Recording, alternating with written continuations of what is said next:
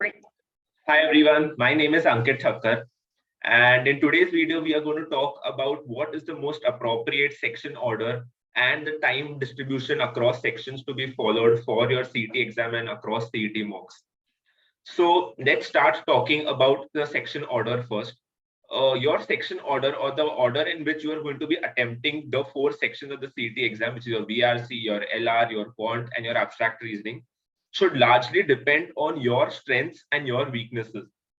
And by this, I mean that a particular section which you feel is a strength area, which you feel you have been getting a high score comparatively as compared to the other sections, you should be going for that section as your first section to be attempted.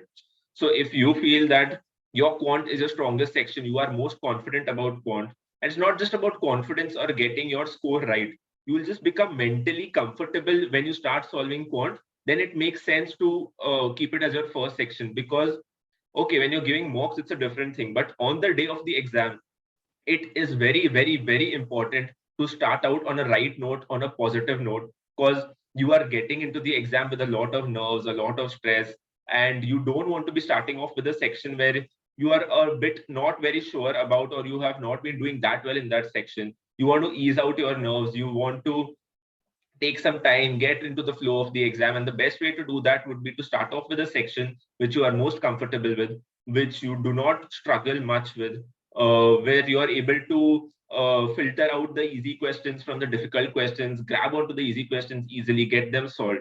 So that should be your first priority. And that this is mainly from an exam point of view, but if you're going to do it in the exam, you have to keep following that pattern in your mocks as well, so that you get used to um, that strategy of the section order that you're going to be following. So that is how you should go. You should start off with your most strong section and gradually taper off towards the section where you find, towards the section which you find more challenging, or where you take up more time, or where you tend to make more mistakes. Of course, there are certain caveats to that. So before that, I will tell you my section order that I followed. So I would attempt VRC section first because it was my strongest section. Then I would go in for abstract. Then I would attempt quant. And lastly, I would keep LR. And post all of these four sections, if I felt that there was some time remaining at the end, I would come back to a few questions or a few sets that I had left in between, either from a quant section like a DI set, or an RC from a verbal section, or a puzzle from the LR section. So this was the section order that I used to follow, and I'll come to the time distribution also later. So the moot point being, try and focus on your strong points, your strong section, and taper off towards the section that you find a bit weak or a bit more challenging. Of course, you need to keep in mind that there are certain sections like, say, the puzzles as part of the LR section. Now, puzzles are something that you don't want to be starting off with, even if it is a strong section of yours, because by chance, if you get stuck on a particular puzzle, you may end up spending a bit of extra time on that. And if you are still not able to solve it, or if you get stuck on it, even after spending that extra time, it will bring down your morale a lot, even if it has been your toughest section, even if it has been your easiest section, because at times it tends to happen that in puzzles, you are not able to filter out the information clearly, or you just tend to get stuck at times, and that may become very demotivating for you. So try and ensure that you do not start off with puzzles. And there are, so in this way, try and keep this in mind, that you do not start off with something where there is a liability of you getting confused in that particular part, or if there's a chance of you getting stuck in that particular part. So just keep that in mind. But otherwise, yeah, you should definitely start out with your section which you feel is the strongest. Now, second, coming to time distribution.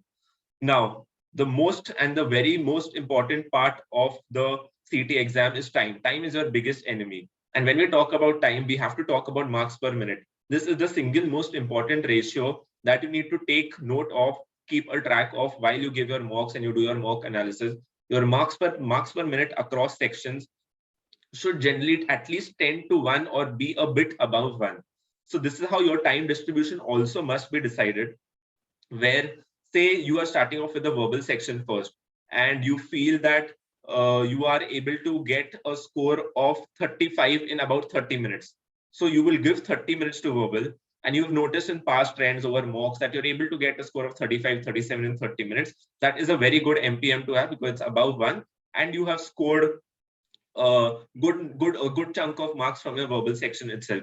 But suppose you have observed from past trends that you have been giving 30, 35 minutes in verbal, and you are only getting 20 marks from that, or you're only getting 22, 23 marks from that, then it is not making sense to give that extra time in that verbal section where you're losing that opportunity of spending that same time in some other section and getting a better score out of it. So you might as well give about 20, 22, 23 minutes, and you will probably end up scoring in the same range of around 20 marks. That extra time that you saved of 7, 8, 10 minutes, you can actually utilize in some other section and get maybe more than 8 or 10 marks out of that. So that MPM, which you would have lost in the verbal section, you have gained in some other section. So these are the kind of nuances that you have to keep in mind when you decide your time distribution also, not just for your strongest section, but also for your weakest section.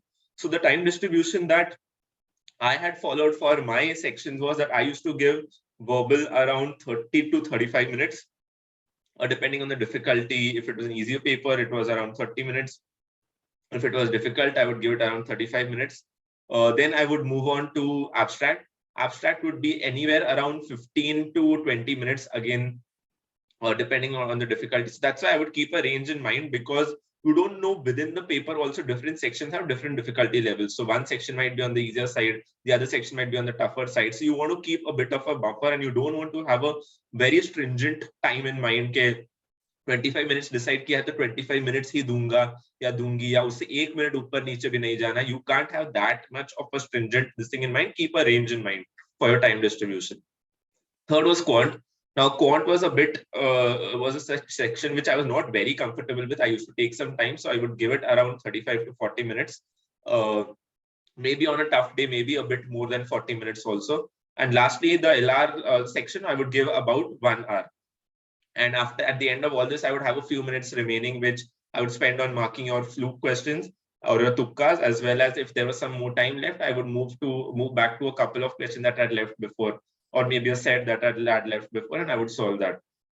So this is your time distribution, but more importantly, your time distribution should be a factor of your performance over mocks in different sections and your analysis of your MPM and which section you are comfortable with, which section you don't want to end up spending too much time on, which section you feel you can get a better score by spending a bit more time on. So this is how you decide your time factor and time distribution across sections. Now, thirdly, and the last point that I want to highlight is a lot of aspirants and a lot of students do not experiment with their strategies in terms of section order and in terms of time distribution. What ends up happening is that they start out 2 or 3 mocks with a particular strategy, and then they become so comfortable with it that they end up continuing with that strategy itself. And that ultimately becomes the limiting factor, because after 7, 8, 10 mocks, their scores become stagnant as a result of this strategy. And they're not able to realize that it is their strategy in terms of time distribution or section order that is probably causing some concern or some problem, because of which their mocks have reached a standstill and they're not able to improve. So my suggestion is be a bit humble and just try and experiment across different section orders and time distribution. If you feel that it is not yielding the desired output, or if you feel there is still a lot of scope for improvement, or shuffle a couple of sections here and there, change up the time distribution here and there, and just see if over 2, 3, 4 mocks, if your score is starting to increase, or if you are showing some improvement in terms of other factors as well, such as MPM. So just be a bit open to experimentation, be a bit flexible, don't be very rigid when it comes to your strategy, because ultimately it comes down to curating the best possible strategy or the optimum strategy, which will give you the highest marks for those 150 minutes that you're putting in. So very, very important to experiment. Yeah, so this was it. This was it related to the section order and time distribution. If you have any questions, please ask us on Telegram. You can ask us on Instagram as well. And all the best for your preparation. Thank you.